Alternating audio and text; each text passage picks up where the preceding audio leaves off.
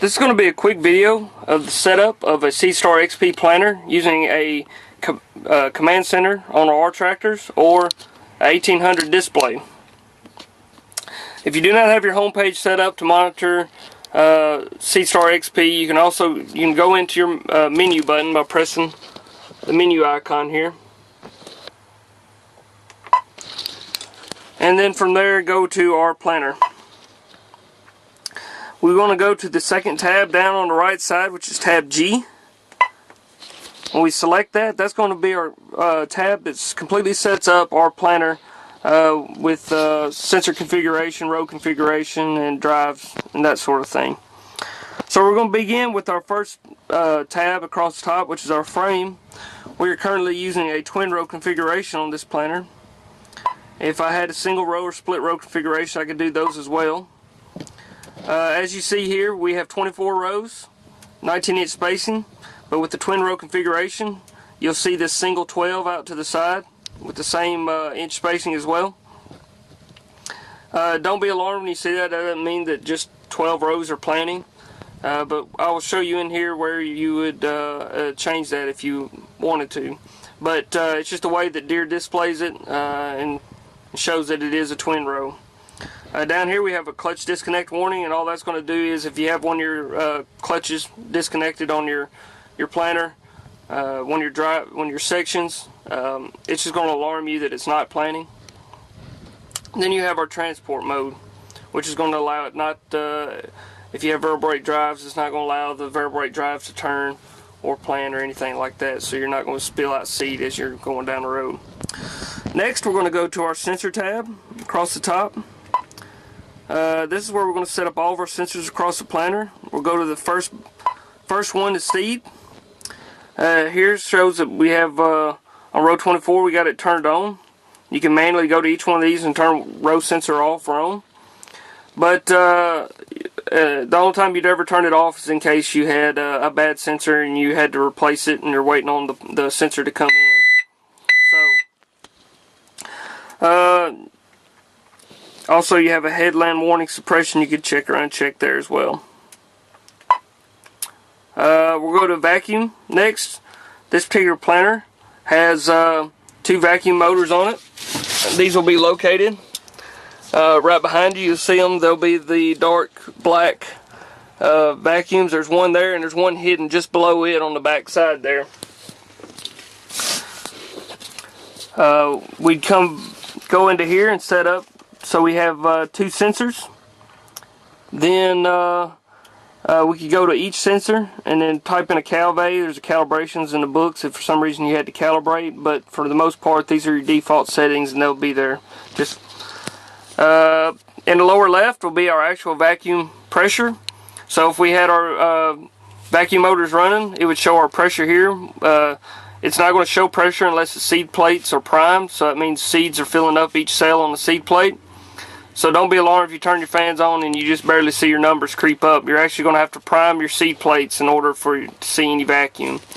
If the vacuums are turned off and not currently turning at all, and they're still showing some vacuum, you could recalibrate those sensors by pressing that 0 button right here with the arrow pointing to it. Next, we're going to go to, typically don't have fertilizer, but you can set that up if you had that on your planter as well. We're going to set up our height sensor. You have a common and a separate. Pretty much all separate's going to be used for is going to be primarily for air seeders. You're going to use common on most XP planters, and you could calibrate it, that sensor, by fully raising the planter. It follows you through the steps and do the low as well. But on this particular planter you have a pressure switch, and more than a potentiometer. You just have a pressure switch, so when your planter's down and your units will actually press this switch, so it's basically an on-off switch. There's no in-between range. So when your planter's down in the ground, it's ready to plant. The sensor will be tripped. Now we're going to go to tractor speed. This is probably one of the most important things you could do, especially on a variable rate planter. If you don't have, you're going to be looking for ground speed from GPS or radar or tractor speed when you have this box checked. If you do not have this box checked, and we go say it's going to say that we're planting, this is manual speed and it's planting 2 miles an hour. Well, on a ground driven unit, if you set your transmission correctly, you're going to be planting the right amount of seed more than likely. But what it's going to do is, if I say I'm planting 2 miles an hour, it's probably going to show that my population's off, because it's using ground speed to calculate how many seeds per acre we're planting. So it takes the information from the sensors, then calculates with our speed to figure out how many seeds per acre. So it's probably going to throw our seeds per acre off on the display, but you may be actually planting the correct amount. On variable rate drives, it's very important, because if you have 2 mile an hour manual speed in here, and then you decide to plant 5 miles an hour, your population is going to be off pretty significantly, because it's strictly looking at this to determine how fast it should turn your variable rate drive motors. So, especially with variable rate drive, you want to make sure that this auto is checked. And I would say for just about all cases, the auto button should be checked. Unless for some reason you lost GPS and you had to go to manual speed, and when you do so, you have to be sure to tell the operator to stay at whatever speed you set your manual speed to. And you can tell whether you're getting GPS speed or not, or radar speed, by looking at this icon right here. And if you pull up and move, you'll notice your tractor speed on the right will be moving. And if you don't see the left side, that means you're not getting active radar GPS speed at this time. Next, we're going to go through PDF air pressure. From here, you'd set up the pressure sensors that you have. You have calibrations as well, and you can also zero it out on this screen.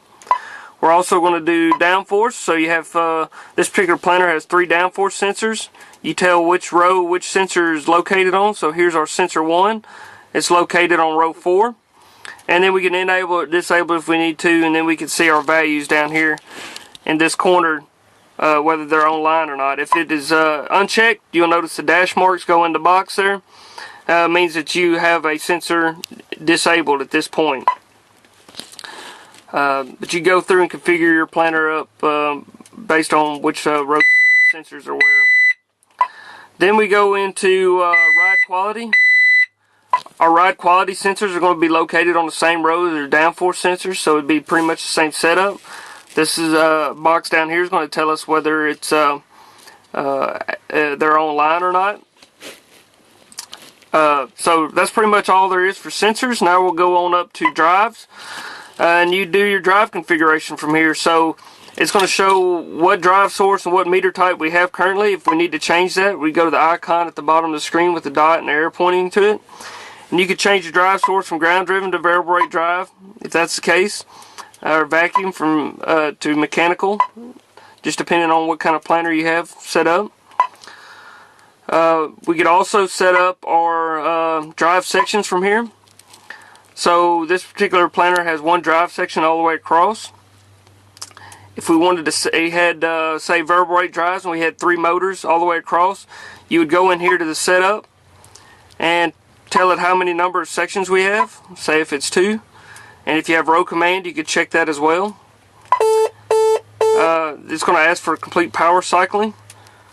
If you make any changes here, so that does not mean just unplug the display on 1800. That means completely power down, turn the key off on the tractor, allow the planter and everything to power down as well. But you would go into this this setup here if you had, like I said, variable rate drive motors, multiple ones, and you would tell it which row starts where and where they end. That's going to be the setup of XP planters on a 1800 or ComCenter displays.